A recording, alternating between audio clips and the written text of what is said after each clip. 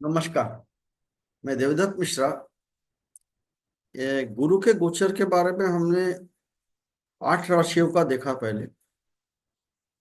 आज धनु राशि, मकर राशि, वृषभ कुंभ राशि और मीन राशि, आखिरी की 4 राशियों के बारे में देखेंगे कि इन राशियों पर गुरु के गोचर का क्या असर पड़ता है। 14 मई से शुरू हो गया है गुरु का गोचर। गुरु पहले वृषभ में थे, वृषभ राशि में थे, अब मिथुन राशि में आ गए। गुरु अभी अतिचारी है, बहुत फास्ट चलते हैं, तो उनका जो असर है ये वो कुछ समय तक रहेगा, फिर चला जाएगा। अभी 18 अक्टूबर से गुरु कर्क राशि में जाने वाले, और फिर 4 दिसंबर में वापिस मिथुन राशि में आएंगे। जब 18 अक्टूबर से वो कर्क में जाएंगे, वहां से जब 4 दिसंबर वापिस आने वाले, तो फिर वक्री भी होंगे। उस समय उनका प्रभाव इतना अच्छा होगा। वैसे कर्क राशि उनकी उच्च की राशि। अभी सबको पता है, जो भी एस्ट्रोलॉजी सीख रहे हैं, पढ़ रहे हैं, नहीं भी पता है तो गुरु हमारे अ, जातक में या हॉरोस्कोप में धन के कारक हैं, ठीक है? परिवार के कारक हैं, दूसरे घर के कारक है, 5वें घर के कारक यानी पुत्र पुत्री होने के कारक है, संतान होने के कारक है, बुद्धि के कारक है, रिलीजन के कारक है। 9वें घर का कारक है तो धर्म के कारक है, और 10वें घर के कारक है, कर्म के भी कारक है, और लाभ के भी कारक। इतनी चीजें इन्होंने अपने पोर्टफोलियो अपने लिए संभाल के रखी, तो ये हमारे लिए बहुत इंपॉर्टेंट बनते हैं। लेकिन इनका एक है कि एक राशि में 13 महीने रहते हैं, 13 मंथ्स, एक साल 13 महीने से।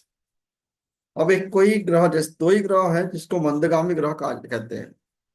शनि 2.5 साल रहते हैं कोई राशि में, इसीलिए उनको बहुत ज्यादा इंपॉर्टेंस दिया गया है कि एक राशि के ऊपर उनका पूरा 2.5 साल असर होगा, वो नहीं, उसकी जो पिछली राशि होगी या अगली राशि भी होगी, खासकर अगली राशि ज्यादा 7.5 से गुजरेंगे। से 7.5 2.5 2.5 साल, यानी तीनों राशि के 7.5। देवगुरु बृहस्पति जो है, ये 1 साल रहेंगे किसी राशि में। और ये जितने मित्र राशि है इनकी, सूर्य की राशि है जैसे सिंह राशि है, मंगल की राशि है जैसे मेष राशि है और वृश्चिक राशि है, और चंद्र की राशि है जो उनकी तो उच्च राशि है, कर्क राशि है। तो इन राशियों में, और खुद की उनकी जो राशि है अ, सिंह, धनु राशि और मीन राशि, इन राशियों के जो भी लग्न होंगे या राशि होंगे किसी की, तो उनके लिए ये बहुत शुभ है। ऐसे नहीं कि बाकी की राशियों में अशुभ है, लेकिन अकारक कहते हैं हम। फिलहाल जब गोचर देखेंगे हम, तो गुरु मान लो तीसरे घर में बैठे हैं, किसी राशि में बैठे हैं, तो किस किस घर को देखेंगे। उनकी 3 दृष्टि होती है, जहां बैठते हैं वहां से 7वें घर को देखते हैं, 7वीं राशि को देखते हैं। जहां बैठते हैं वहां से 5वीं राशि को देखते हैं, 5वें घर को देखते हैं। जहां बैठते हैं वहां से 9वीं राशि को देखते हैं। तो आइए देखते हैं हर राशि के लिए या लग्न के लिए गुरु के गोचर का क्या असर होगा, खासकर आखिरी के जो 4 राशियां हैं, धनु राशि, मकर राशि, कुंभ राशि और मीन राशि। इसको मैंने बहुत संक्षिप्त में बताया है, ताकि आप संक्षिप्त में जाने के लिए मेरे लिए कितना कारक है और मुझे उपाय क्या करना है, तो सिंपल उपाय बताए हैं। कहीं राम रक्षा स्तोत्र की बात कही है, कहीं हनुमान चालीसा की बात कही है। इन उपायों को भी करेंगे तो आपको इससे लाभ मिलेगा। खासकर अगर देवगुरु बृहस्पति के कारण कुछ असुविधा हो रही है, तो आप सत्यनारायण की कथा, गुरु का पूजन, गुरुवार के दिन या हर दिन मंदिर जाना, गुरुवार के दिन संतों को कुछ दान करना या मंदिर में दान करना, पीली वस्त्रों का दान करना, ये इसको आप नियमित ही बना के रखें तो अच्छा है। अभी धनु राशि के लिए ये सातवें घर में भ्रमण कर रहे हैं। सातवां घर धनु धनु लग्न अगर है या धनु राशि है, उसका सातवां घर है मिथुन राशि आएगी। अगर सातवें घर में ये बैठे हैं तो 11वें घर को भी देख रहे हैं और तीसरे घर को भी देख रहे हैं और लग्नों को भी देख रहे हैं। लग्न को देख रहे हैं तो खुद पर प्रभाव तो जरूर होगा, अच्छा अच्छा होगा, क्योंकि वो अपने ही घर को देख रहे हैं। नौवीं राशि जो है उनकी अपनी राशि है, धनु राशि। तो आपके अ, अभी जीवन काल में 1 साल के आध्यात्म बढ़ेगा, आपको लोग मानेंगे, सम्मान मिलेगा आपको। आप एथिकल होने की कोशिश करेंगे। 11वें भाव को अगर देख रहे हैं तो 11वें भाव से अपने बड़े भाई को भी देखते हैं, लाभ को देखते हैं, लाभ मिलेगा आप जो भी परिश्रम करोगे, काम करोगे। तीसरे घर को देख रहे हैं तो बता रहे हैं आपको कि परिश्रम जरूरी है आपको। जो परिश्रम आप करेंगे उसका लाभ जरूर मिलेगा आपको। आपके भाई बहनों के साथ में उनकी जिम्मेदारी लेंगे और उनके साथ में आपके संबंध अच्छे बने। विवाह में भी, दाम्पत्य में, पड़ोसियों के साथ में, पड़ोसी यानी तीसरे घर के लिए, दाम्पत्य यानी जहाँ बैठे हैं सातवें घर में, या किसी का विवाह नहीं हुआ तो उसका विवाह हो सकता है। और आपको चीजों को समझने में और समझाने में है, आपको उसमें सफलता मिलेगी और लोग मानेंगे आपको।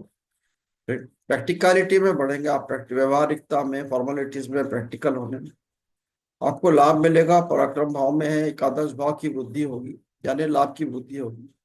नौकरी और व्यापार में सफलता मिलेगी। कहाँ सावधानियां बरतें, तो डोंट बी इनप्रैक्टिकल। कोई सोचे सब बिना माने उसको विशेषण कोई किसी चीज को आप वो करे नहीं वो काम। और उत्तर देने के पहले किसी को अगर कुछ बता रहे हैं तो 2 बार सोचे कि क्या बता रहा हूँ, इसको फायदा होगा कि नहीं। ये एनालाइज करें अपने आप को। और यात्रा में जब जा रहे हैं तो कुछ जैसे पैसे गुम लॉस होने का प्रॉब्लम हो सकता है, या आप जिस काम से जा रहे हैं वहां प्रॉब्लम हो सकती है, तो आप गुरु का आशीर्वाद लेके जाएं, कुछ नहीं होगा। गहरे पानी में जाने से थोड़ा बचें। किसी के द्वारा किए गए गलत काम को भूलने की कोशिश करें। अगर किसी को, आप ऐसा होता है ना, आप एथिकल हो गए तो जो लोग एथिकल बहुत होते हैं वो लोग किसी की गलतियों को माफ नहीं करते हैं और संबंध तोड़ते हैं। संबंध बनाए रखें।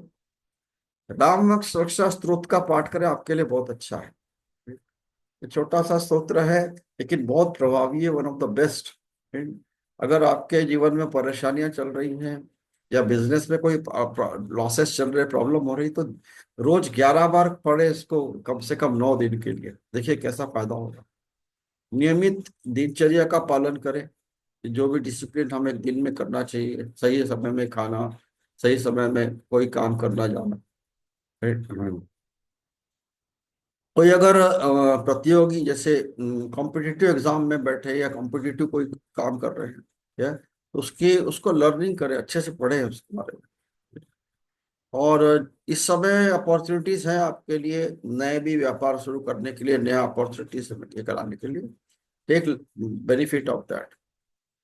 लाभ आपको विवाह, संतान सुख में होगा, धन में होगा, दाम्पत्य जीवन में होगा, ऊंचे पद मिलेंगे, व्यापार में सफलता मिलेगी, सुख और शांति मिलेगी। अच्छा है आपके लिए। फिर धनु राशि के लिए थोड़े स्वास्थ्य का और लोगों के साथ में कम्युनिकेशन का थोड़ा ध्यान आपको देना पड़ेगा। और थोड़ा सा कुछ चीज पूछ के किसी को, जैसे अपने से कोई बड़े हैं कुछ है, उनसे पूछ के अपना काम कीजिए, जरूर सफलता मिलेगी। अभी मकर राशि को देख। मकर राशि के लिए क्या है, ये जो मिथुन राशि है वो छठवें घर में आ रहा है। अब अगर छठवें घर में बैठेंगे गुरुदेव, फिर तो यहाँ से वो 10वें घर को, कर्म के स्थान को देखेंगे, यहाँ वो धन के स्थान को देखेंगे, इस धन के कारक है। और व्यय के स्थान को देखेंगे, 12वें घर। तो आपका जो व्यय होगा, जो एक्सपेंडिचर होगा, जो कमाएंगे, क्या, आपको उसकी कमाई ज्यादा होगी। जितना आप स्पेंड करेंगे you will earn also more. दान पुण्य करे थोड़ा, आपके लिए अच्छा है। छठवां घर जो होता है रोग, रिपु और ऋण, तीनों का है। रोग, रिपु का मतलब शत्रु होता है, हिडन एनिमी। ऋण का मतलब लोन है। ठीक। रोग है, और प्लस कंपटीशन का भी है, सर्विस का घर भी है। तो आप किसी कॉम्पिटिटिव एग्जाम में बैठे तो अच्छे से उसको पढ़े, आपको जरूर सफलता मिलेगी। जॉब नहीं मिल रही है तो इस समय आपको जॉब मिलेगा अच्छा।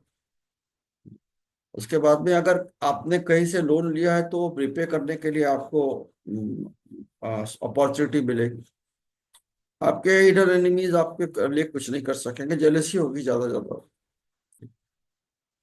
और फॉरेन जाने की आपकी अपॉर्चुनिटीज है, अगर 12वें घर को देख रहे हैं तो फॉरेन अगर आपका कोई काम है कुछ है, उसमें फायदा होगा। अपने कम्युनिकेशन से आप लोगों का दिल जीत सकते हैं, पारिवारिक जिम्मेदारी ले, उसमें आपको फायदा होगा। रोग, शत्रु और कलह के बारे में बता चुका। 10वें भाव पे दृष्टि होने के कारण है आपको अपने एंटरप्रेन्योरशिप में फायदा मिलेगा, व्यवसाय में फायदा मिलेगा, जॉब में भी आपको प्रमोशन मिल सकता है। व्यय भाव को, धन भाव को देख रहे हैं, यानी व्यय और धन का संतुलन रहेगा। विवाह और पार्टनरशिप में थोड़ा सावधानी बरतें, जहाँ अगर अगर विवाह की बात उठती है कुछ है तो, या अपने मैरिड लाइफ में भी, बी लिटिल प्रैक्टिकल। निकट लोगों से साथ संबंध से सावधानी रखें, जो अपने निकट के लोग रिलेटिव्स हैं उनके साथ में थोड़ा सा आप संभल के रहें। वाणी और व्यक्तित्व को प्रभावी बनाने का प्रयास करें। Take new type of courses, नया सीखे कुछ जो बाद में बहुत काम आएगा आपको, कुछ नया स्किल सीखे। हनुमान चालीसा का 3 बार पाठ करें रोज।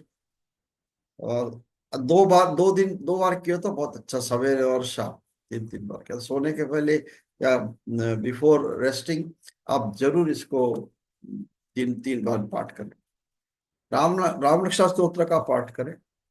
शिव जी के मंदिर में आप थोड़ा सा सेवा करें, जैसे साफ करने का सेवा है, दिया जलाने का, या दिया की जगह में कोई गंदा पड़ा है वहां उसको साफ करने का, इससे बड़ा लाभ मिलेगा। आपका लाभ कहाँ कहाँ होगा? वाणी में, आपके जो आप जो बोल रहे लोग उनको मानेंगे आप। धन में पैतृक संपत्ति, प्रॉपर्टी मिल सकती है। आप कोई अगर प्रॉपर्टी डिस्प्यूट हो रही तो वो सॉल्व हो सकता है। नया नॉलेज मिल सकता है। और आपके सुख में वृद्धि होगी। नौकरी और कारोबार में सफलता मिलेगी। नेगेटिविटी से आपको फायदा मिलेगा या मुक्ति मिलेगी। सामान्य परिणामों में सुधार मिलेगा। कुंभ के लिए, कुंभ राशि के लिए 5वें घर में, यानी धर्म के भाव में गए। धर्म का भाव 9वां है। 5वां घर संतान का भाव है। संतान के भाव में गए। यहाँ इंटेलिजेंस का भी भाव है, बुद्धि का भाव है। यहाँ से ये धर्म के भाव को देख रहे हैं, लाभ के भाव को देख रहे हैं, लग्न को देख रहे हैं, ये बहुत अच्छा है। ये तो आपको अभी सम्मान मिलेगा, आपको बुद्धि मिलेगी। ये आपके विवाह दाम्पत्य जीवन में, व्यवहार में, संतान सुख में सुधार सुधार होगा। ये 9वें भाव में और लाभ भाव को देख रहे हैं, इसलिए भाग्य और लाभ में दोनों में वृद्धि मिलेगी। आपका फॉर्च्यून बनेंगे, फॉर्चुनेट रहेंगे। आपको अच्छी पोजीशन मिल सकती है। You can get to learn new things, नया चीज सीख सकते हैं, फॉरेन जा सकते हैं। विदेश यात्रा का संभावना है, उनके साथ में कोई संबंध है तो वहां भी फायदा होगा। आप सुंदरकांड का पाठ जरूर करना, या रामचरितमानस का 1 पेज नित्य जरूर पढ़े। सुंदरकांड का कोई एक चैप्टर रोज करे, रोज पढ़े या करे। गंगा जी की स्तुति का नित्य प्रति ये करे। गंगा जी की स्तुति का आता है, श्लोक स्तोत्र आता है। और तीर्थ के जो, मान लो आपने कुंभ, गंगा जी का जल रखा है घर में, वैसे भी आपको रखना चाहिए। कम से कम 15 लीटर गंगा जल आप अपने नॉर्थ ईस्ट में जरूर रखिए, आपको बहुत फायदा मिलेगा। और तीर्थ के जल से हर वक्त थोड़ा, जब नहाएंगे आप, और कुछ बूंदे आप गंगा जल की उस पर डाल के फिर नहाएंगे, आपके लिए फायदा मिलेगा। अब ये अंतिम राशि है, जे मोक्ष की राशि कहते हैं इसको, मीन राशि। मीन राशि भी देवगुरु की अपनी राशि है।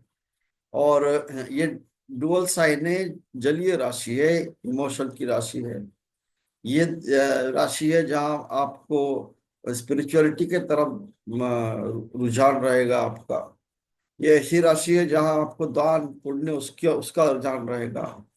ये आपके पिता के साथ संबंधों के साथ में रुझान है कि व्यय होंगे लेकिन सही जगह होंगे। ये अभी चौथे घर में अभी गोचर करेंगे। वहाँ मीन राशि जो मिथुन राशि चौथे घर में आ गई।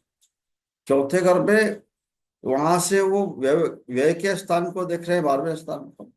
अपने कर्म के स्थान को देख रहे हैं, व्यय और कर्म में फिर ये रहेगा।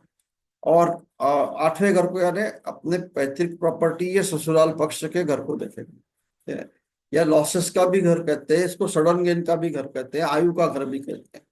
ये अगर आपको कोई लंबी बीमारी कोई प्रॉब्लम चल रही है तो आप अभी इस समय ये आपको उसका कोई निदान मिलेगा।